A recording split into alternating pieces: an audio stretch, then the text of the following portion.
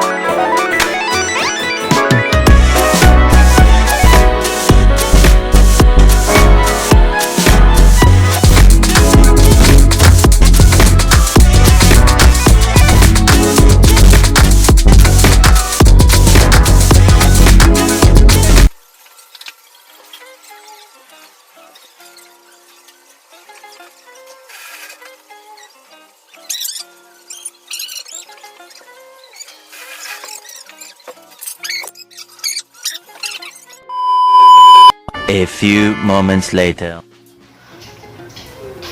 Okay guys, let's start. Let's begin. Sindihan na natin ang kalan. Kapagdataan ako. Ay sasalang na natin.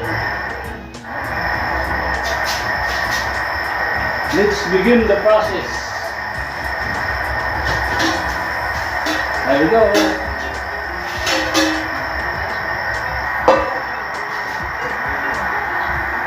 There we go guys.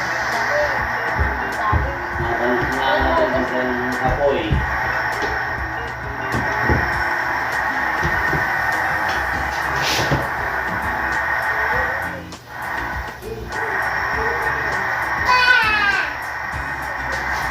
At ayun nga po, mga kaputol, ngayon kinuha ko ng panguling gata.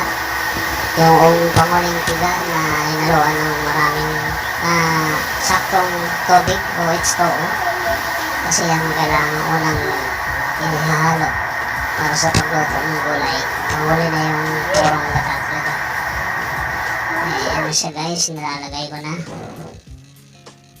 At mamaya pag bago maluto, yung malapit na siyang maluto ang gulay, saka ko lang ilalagay yung final na purong gata na piniga ako ng walang halong tubig. Ayan siya guys, ilalagay ko na.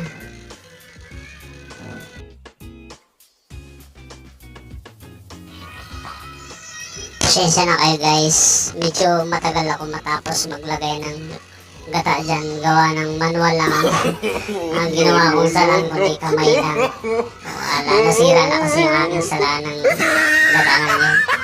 Kaya kung ano yung nakabulatan nung mga sinaunang panon na kamay lang, kaya nung pinangsasala ng inyong lingkod ni Manoy. Walang pambili kasi or walang time na bumili pa ba kasi nagluluto na. Okay guys, ayan siya. Ayan, may disclaimer pa siyang CCTV video lang ang kinuha dahil wala siyang tagapag-video. Wala po akong taga-video dyan guys, kaya naka-steady lang yung camera.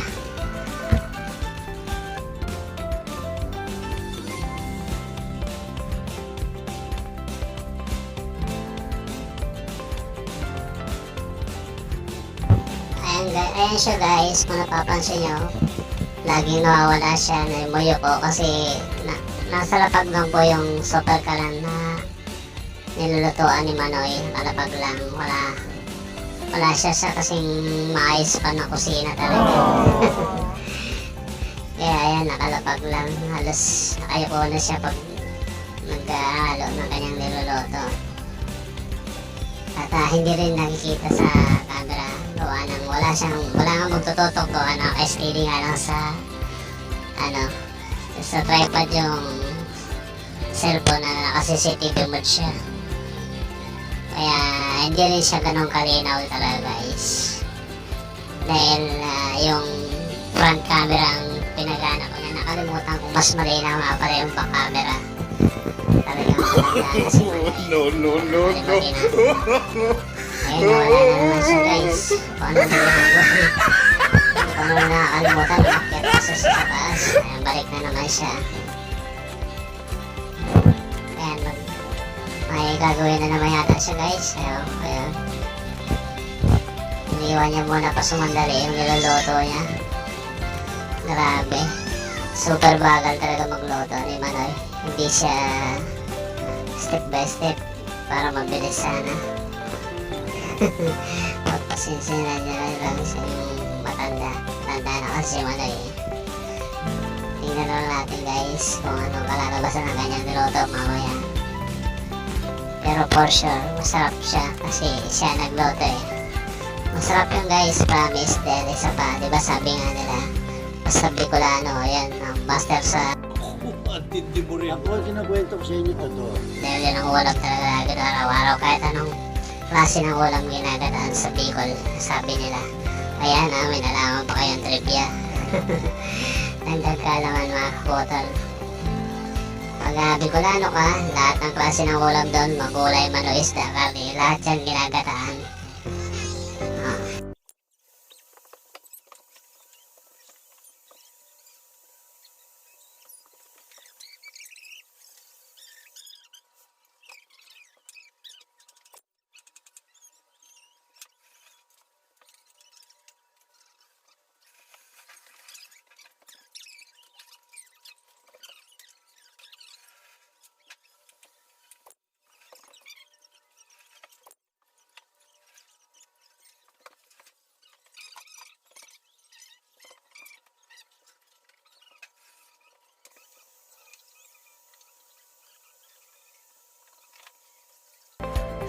Later, much later.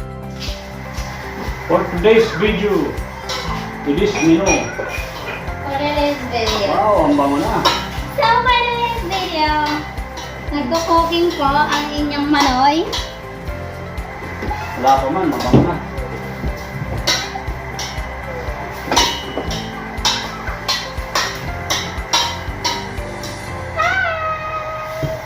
Langka is real. Vegetable langka. Vegetable jackfruit. Saan bilong ang langka, guys, mga potol? Fruits or vegetable? Kayo nang bahala mo siya. Kasi ginugulay natin, pero sa pangalan pa lang, sa salitang English, may fruit siya, di ba, jackfruit? So it means, bilong siya dapat ba sa fruit? Di ba guys? Jackfruit. Sa English ang langka, pero ginugulay. Hindi pa ang gulay sa English, vegetable. So, kayo nang bahala kung saan bilong ang langka, vegetable or fruits.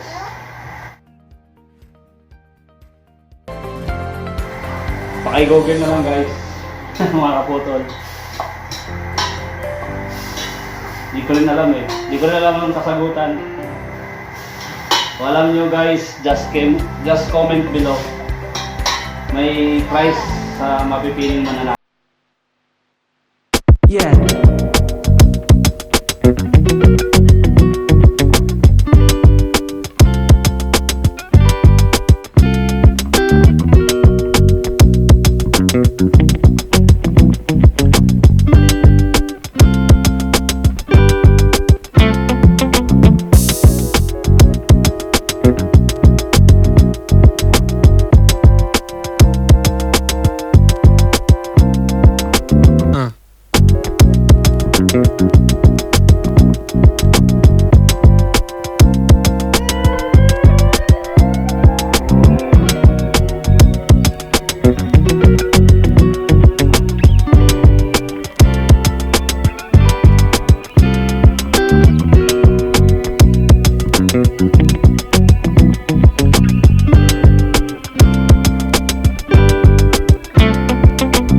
na.